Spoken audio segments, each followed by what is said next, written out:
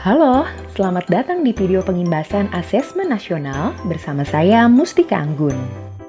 Apa itu Asesmen Nasional? Yuk kita cari tahu.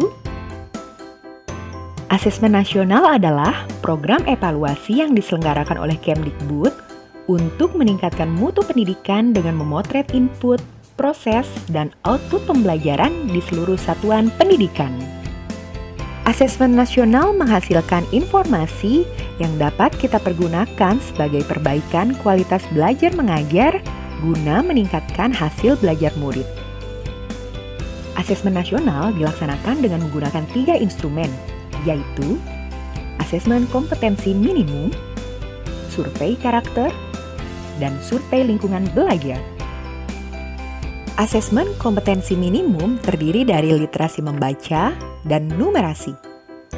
Literasi membaca merupakan kemampuan untuk memahami, menggunakan, mengevaluasi, merefleksikan berbagai jenis teks untuk menyelesaikan masalah, dan mengembangkan kapasitas individu sebagai warga Indonesia dan warga dunia agar dapat berkontribusi secara produktif di masyarakat.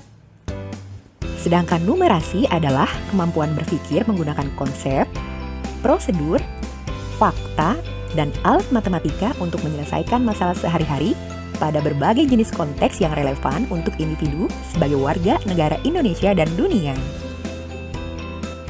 Asesmen kompetensi minimum dapat diikuti oleh 1. Seluruh satuan pendidikan atau sekolah tingkat dasar dan menengah di Indonesia, serta program kesetaraan yang dikelola oleh PKBM. 2. Diikuti oleh sebagian peserta didik kelas 5, 8, dan 11 yang dipilih secara acak oleh pemerintah. Pemilihan ini akan mempertimbangkan faktor sosial dan ekonomi. Satuan pendidikan tidak diperkenankan mengganti sampel murid karena dapat mempengaruhi hasil dan tindak lanjut perbaikan pembelajaran. 3. Untuk program kesetaraan, asesmen nasional akan diikuti oleh seluruh peserta didik yang berada pada tahap akhir program belajarnya. 4. Diikuti oleh guru dan kepala sekolah di setiap satuan pendidikan. Komponen asesmen literasi dan numerasi dapat dibagi berdasarkan konten, proses kognitif, dan konteks. Untuk konten, asesmen literasi membaca menyajikan teks informasi dan teks fiksi. Sedangkan komponen numerasi menyajikan bilangan, geometri dan pengukuran, data dan ketidakpastian, serta aljabar. Untuk proses kognitif, komponen literasi menyajikan menemukan informasi, interpretasi dan integrasi, evaluasi dan refleksi. Sedangkan komponen numerasi pemahaman, penerapan, dan penalaran. Untuk konteks, komponen literasi dan komponen numerasi sama-sama menyajikan personal, sosial budaya, dan saintifik. Bentuk soal AKM terdiri dari pilihan ganda kompleks, menjodohkan, isian singkat, dan uraian. Asesmen kompetensi minimum dilaksanakan berbasis komputer dan bersifat adaptif. Pertanyaan yang disajikan tergantung pada kemampuan murid. Jika murid dapat menjawab pertanyaan dengan benar, maka selanjutnya akan diberikan soal yang lebih kompleks. Sebaliknya, jika murid menjawab salah, maka soal berikutnya adalah soal yang lebih sederhana. Laporan hasil AKM tidak untuk individual, melainkan untuk sekolah sebagai perbaikan pembelajaran. 2. Survei karakter. Survei karakter dilakukan untuk mengetahui sejauh mana penerapan asas-asas Pancasila oleh peserta didik. Survei karakter dikerjakan oleh murid untuk mendapatkan informasi hasil belajar sosial emosional. Hasil survei karakter dapat dijadikan tolak ukur untuk memberikan umpan balik ke sekolah agar dapat menciptakan lingkungan belajar yang kondusif sehingga membuat peserta didik lebih kuat memahami dan menerapkan nilai-nilai dalam Pancasila melalui proses pembelajaran. 6 aspek profil pelajar Pancasila. 1. Beriman dan bertakwa kepada Tuhan Yang Maha Esa, berakhlak mulia. 2. Berkebinekaan global. 3. Bergotong royong. 4.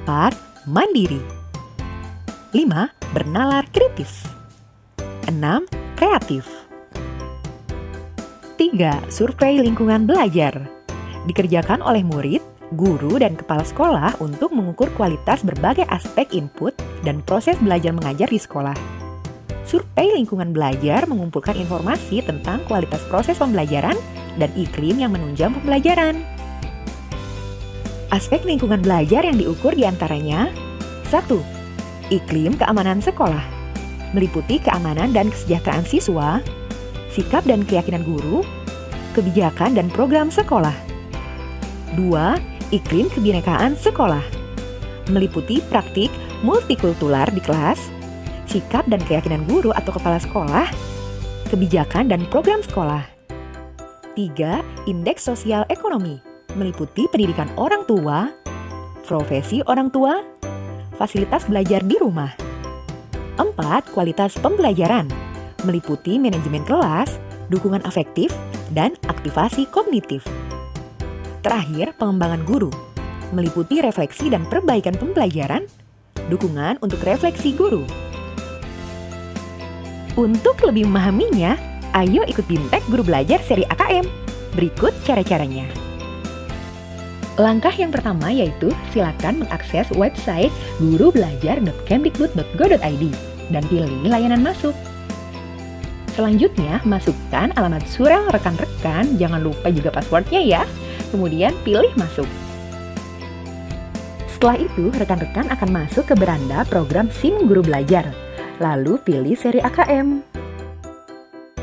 Jika calon peserta memenuhi syarat untuk mengikuti Guru Belajar seri AKM, maka kartu untuk mendaftar aktif. Silakan klik daftar. Setelah itu, para peserta silakan untuk memilih angkatan atau pengkelasan sesuai dengan waktu yang diinginkan. Jika dirasa sudah sesuai, maka klik daftar. Pada halaman SIM Guru Belajar sebagai peserta, pastikan kelas BIMTEK sudah berstatus sedang berlangsung. Selanjutnya, klik tombol mulai. Ingat, pada tahap ini, semua peserta diwajibkan untuk menuntaskan materi yang telah disediakan. Selanjutnya, peserta mendapatkan informasi progres tentang materi yang telah dilakukan. Pastikan semua materi telah tuntas dilakukan sebelum BIMTEK selesai.